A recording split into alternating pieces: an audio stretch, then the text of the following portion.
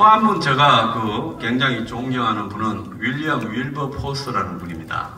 이분은 1700년대 말에서 1800년대 중반에 영국에 사셨던 분인데요. 굉장히 부잣집 아들로 태어났어요. 근데 몸도 약하고 눈도 잘 안 보이고 이런 어려움이 있었습니다만은 금수저를 물고 태어났으니까 젊었을 때 굉장히 방탕하게 살았습니다. 그때 영국은 전 세계의 무역을 독점했어요. 그래서 200만 명의 흑인 노예를 아프리카에서 잡아다가 자리버 해안으로 미국으로 갖다 팔은 나라가 영국입니다. 그래서 영국에도 당시 성공회라는 교회 속에서 많은 사람들이 그렇게 해서는 안 된다. 흑인도 사람인데 어떻게 사람이 사람을 갖다가 팔고 강제 노동을 시키고 이런 일을 할 수 있느냐.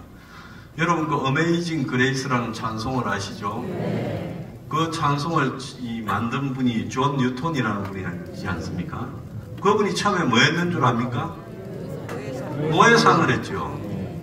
그래서 그 존 뉴턴이라는 분한테 이 감명을 받아서 이 노예 제도를 폐지해야 되겠다라고 생각한 사람이 윌리엄 월버포스였어요. 그분의 일생을 다룬 그 어메이징 그레이스라는 영화가 한 10년 전에 있었죠. 그래서 그 영화를 보면 굉장히 감동적인데요. 그래서 이 사람이 자기 평생의 노력을 다해서 노예 무역을 폐지시키고 또 노예 무역을 폐지시켰지만 노예제는 있었어요. 그래서 자기 죽기 3일 전에 의회에서 설득을 해서 결국 노예제를 완전히 폐지시키고 죽었습니다. 그래서 오늘날 세계 자본주의나 오늘날 한국 같은 이런 민주주의의 근원에는요, 저절로 그렇게 된 것이 아니라 항상 각성을 한 사회 지도층이나 또 각성을 한 지식인들의 노력 때문에 오늘날 우리가 크리스마스도 즐기고 이런 민주주의 자본주의 나라를 이룩하면서 살고 있는 겁니다. 지금 그 모든 언론은 내년이 한국 역사상 가장 경제적으로 어려운 한 해가 될 거라고 그렇게 예측을 하고 있습니다. 자, 그런 어려운 한 해에서요, 객관적으로 보면 좌파가 우파를 당하지 못하지만은 경제적으로 어렵게 되면 좌파의 선동이 먹혀들면서 항상 뒤집어지기 마련입니다. 지난 2020년 때 코로나 때 한번 보십시오. 총선 때 돈을 뿌리니까 그 돈 뿌린 부분이 72석의 차이를 낳지 않았습니까? 180대 108로 지지 않았어요? 8.5%가 졌죠.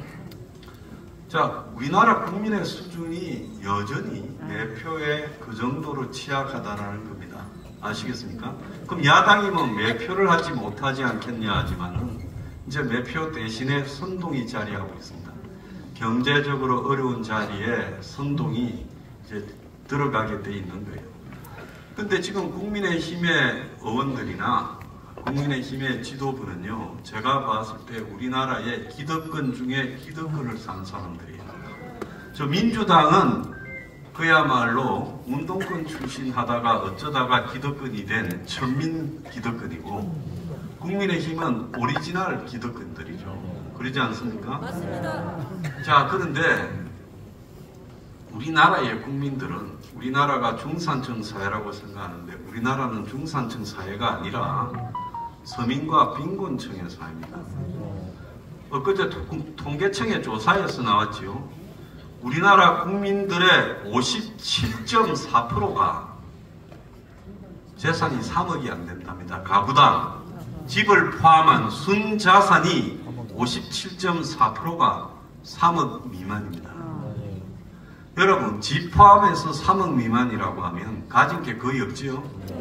국민 10명 중에 6명이 가진 게 별로 없는 나라입니다. 10억 이상 순자산이 있는 사람이 10.2%라고 합니다. 국민의 90%가 집을 포함해서 10억도 없어요. 서울의 집 한 채가 10억, 20억, 30억씩 해도 100억짜리도 있어도 국민의 90%가 가진 돈이 10억이 없는 겁니다. 그러니까 제가 정확하게 이야기해 보면 대한민국의 1000만 명은 빈곤층입니다. 다음에 대한민국의 3천만 명은 서민층입니다. 그 중에 뒤섞여 있지만 2,400만 명은 무주택자입니다. 집 없는 사람이 46%니까요. 그러니까 대한민국의 오늘날 현실은요, 경제적으로 우리가 뭐 세계 10대 강국이니 여전히 하지만은 솔직히 말하면 객관적으로 우리도 여전히 어렵고 가난하고 그렇습니다.